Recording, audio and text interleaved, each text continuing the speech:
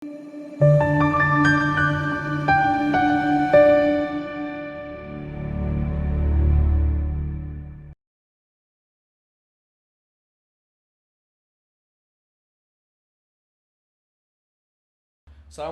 warahmatullahi wabarakatuh.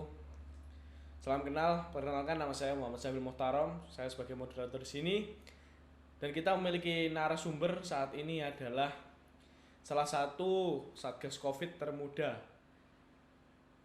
untuk menangani kasus COVID-19 di Indonesia saat ini. Dan ini dia Dias Ramadan. Assalamualaikum Mas Dias. Assalamualaikum warahmatullahi wabarakatuh. Ya, gimana Mas Dias? Pengalamannya menjadi Satgas Covid saat ini. Bagaimana perekrutan awalnya saat itu? Perkenalkan dulu, nama saya Dias Ramadan Abang. Saya background memang dari awal kesehatan ya. Jadi saya awal untuk mengikuti Satgas Covid itu sudah mulai awal dari saat pertama kali ada kasus COVID-19 di Indonesia, atau waktu dulu yang namanya gugus tugas. Saya waktu mendaftar langsung di gugus tugas Badan Nasional Penanggulangan Bencana di melalui website atau Sistem Informasi Manajemen Relawan Satgas. Itu saya mendaftar mulai awal tahun pertama kali yang adanya COVID-19 di Indonesia. Lalu saya direkrut sampai awalnya saya mengikuti pelatihan dari awal sampai akhir, hingga saya sampai pun menjadi bagian dari duta perubahan perilaku COVID-19 di Indonesia. Ya, oke. Kalau begitu, tugas pertama kalinya ditempatkan di mana ya saat itu? Waktu pertama kali itu dari BNPB pun kita cuma untuk penyuluhan aja dari BNPB, untuk penyuluhan agar masyarakat mengetahui apa itu COVID-19, bagaimana cara penanganannya, untuk mencegahnya itu bagaimana, supaya tidak menjadi sebagai wabah yang dulu masih belum sangat menjadi pandemi di Indonesia. Oke, kalau begitu, bagaimana kondisi dari tim Satgas Covid nasional saat ini? Apakah masih berlanjut atau gimana saat ini? Untuk sekarang di Satgas Covid nasional mungkin ada namanya masih tetap berlaku, itu duta perubahan perilaku. Itu kemarin terakhir perekrutan itu tanggal 17 Agustus. Ya. Untuk menjadi duta-duta perubahan perilaku. Itu tugasnya nanti itu mengedukasi masyarakat bagaimana untuk beradaptasi dengan era new Normal nih ya. Untuk bagaimana dengan kondisinya saat ini, bagaimana apa yang perlu dilakukan. Oh iya. Berarti dulu pertama kali mendaftar menjadi Satgas Covid itu di umur 19 ya, benar ya? Iya, saya di umur 19 tahun, waktu pertama kali, waktu baru lulus SMK. Baru lulus SMK ya. SMK Kesehatan ya? SMK Kesehatan saya. Di mana itu? Kesehatan di mana? Saya mengambil SMK Kesehatan di SMK Nur Medika. Saya ambil jurusan Surabaya ya? Iya. Oh iya. Ambil jurusan keperawatan ya. Oh iya. Oh, berarti kurang lebih saat itu sudah memiliki background di kesehatan ya? Iya. Makanya menjadi relawan Satgas Iya, Covid. makanya itu Mungkin saya ya. mengabdikan diri lah intinya kepada negara. Oh iya. Untuk saat ini kurang lebih berarti di umur 20 tahun ya? Iya.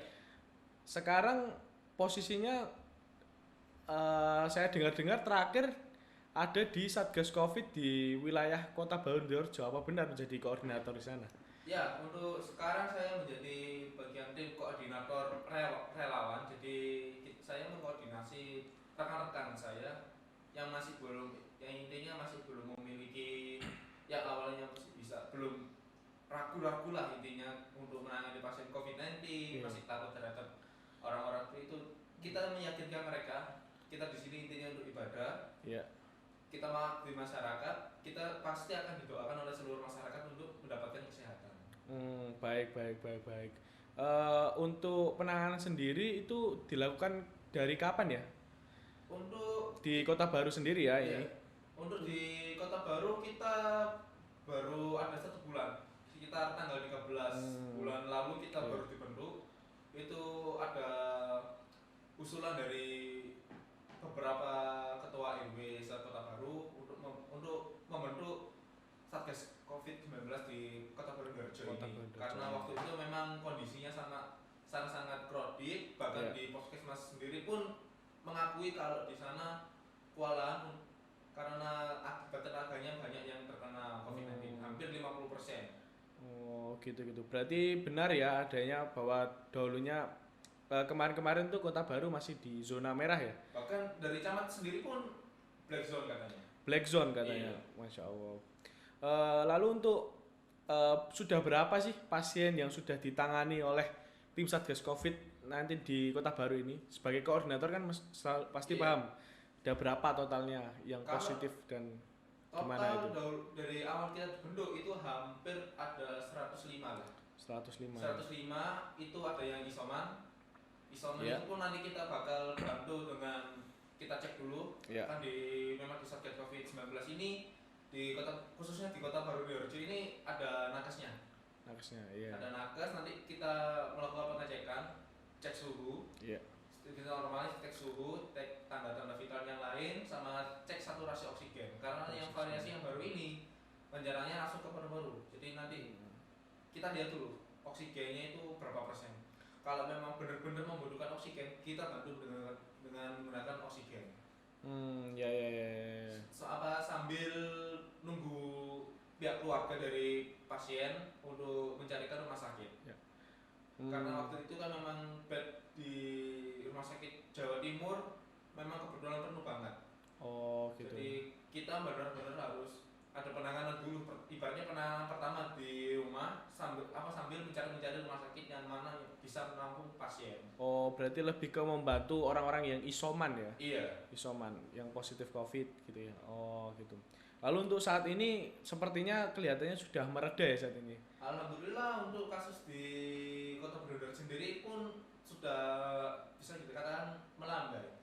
Melandai ya. Sudah 3 minggu ini hampir 0 kasus di Kota Barurejo. Alhamdulillah. Berarti ini juga berkat kerja keras dari tim COVID-19 ya di Kota Barurejo ini. Berarti sampean Dias Ramadhani di usia muda udah menjadi koordinator tim COVID di Kota Baru ini sangat luar biasa, sangat kami apresiasi ya khususnya. Lalu ini mengenai apa sih kira-kira kelebihan dan kelemahan kita menjadi seorang nakes COVID-19 ini, apalagi saat ini ya. Ini kan kita sebagai pemuda ini seharusnya kan berfokus pada pembelajaran dan lain-lain. Tapi Mas Dias Ramadhan sendiri ini malah berfokus untuk turut bersosial membantu penanganan COVID-19 ini, yang itu bahayanya bisa menyebabkan kematian bagi diri sendiri. Nah itu apa sih motivasi atau kelebihan yang diberikan, atau mungkin ada kelemahan di balik menjadi Satgas COVID ini? Mungkin pertama ada baik, pasti kalau kita mengikuti organisasi atau apapun itu pasti ada baik dan buruknya. Iya. Nah, untuk baiknya, pertama kita di sini untuk mengabdi kepada negara, negara dan bangsa. Apa yang kita punya kita abdikan kepada mereka. Kedua, kita di sini menolong mereka. Mereka membutuhkan bantuan kita. Ya bayangkan saja kalau ada tetangga kita atau saudara kita yang memang terjangkit lah. Kita punya ilmu, tapi kita tidak bisa menyalurkan. Tapi mereka itu membutuhkan bantuan kita. Bagaimana perasaan? Iya. Lalu kita kedua, yang ketiga kita niatkan untuk ibadah. Pasti kita ada niat kebaikan kita, pasti ada nilai tersendiri bagi mereka. Mereka pasti berterima kasih lebih. Iya. Bayangkan kalau kita ya kesenangannya kita itu sebagai nakesnya itu apa? Melihat mereka yang saat pasien kita sakit merasa senang, tersenyum, berucap terima kasih saja itu sudah menjadi imbalan yang sangat berarti bagi kita, karena mereka sangat-sangat kita tolong. Terus yang buruknya ya memang kita harus meninggalkan zona nyaman, benar-benar harus meninggalkan zona nyaman. Iya, benar. Kita meninggalkan keasikan kita di dunia untuk mungkin saja yang kayak remaja-remaja seperti kita banyak yang berhura-hura lah intinya. Berhura-hura tanpa memikirkan gimana susah payahnya menjadi seorang relawan. Lalu mungkin ya benar kita bisa, contohnya saya kemarin pernah karena sempat ngedrop, saya di swab antigen, saya hasilnya positif dan saya akui memang meskipun saya sudah vaksin 2 kali Iya. tetap. Jadi kalau orang-orang yang lain katanya bilang ayo vaksin supaya tubuh kita tebal supaya gak kena corona, Iya. itu ya benar, anggapannya benar tapi tidak selalu sangat benar. Oh gitu ya. Ya. Berarti Ini, juga mantan positif COVID-19 iya setelah divaksin 2 kali justru. iya. Jadi kalau kita sudah divaksin, kita tidak dijamin untuk Bebas dari bebas dari corona. COVID. Justru kita sudah divaksin, tetap lakukan 5M, memakai masker, Memakai menjaga masker, jarak, jaga cuci jarak, tangan, cuci tangan, dan tidak berkerumun. tidak berkerumun. Oke. Kurang lebih ini sangat luar biasa kita kedatangan Mas Dias Ramadan saat ini. Terima kasih untuk wawancara kali ini. Oh iya, mungkin ada beberapa sedikit pesan-pesan nih. Karena kan Mas Dias sendiri kan ini masih muda ya. Tolong berikan saran, masukan juga atau memberikan arahan lah kepada para pemuda yang lainnya. Gitu.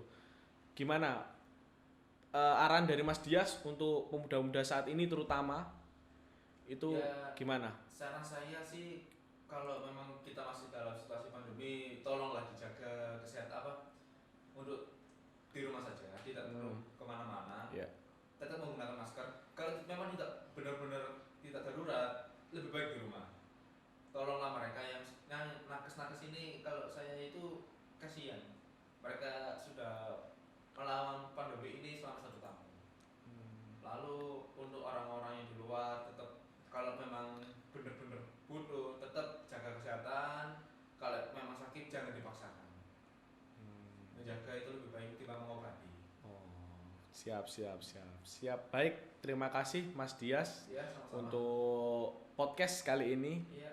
Semoga tetap sehat selalu. Amin. Untuk terus membantu mengawasi teman-teman kita yang ada di Kota Baru khususnya, Iya. entah itu yang terjangkit maupun yang tidak terjangkit ya. Semoga semuanya dibalas oleh Allah Subhanahu wa taala. Amin. Oke, teman-temanku sekalian, kita mendapatkan banyak sekali motivasi dan masukan dari podcast kali ini. Terima kasih yang sudah mendengarkan. Kurang lebihnya saya dan Mas Dias pamit undur diri.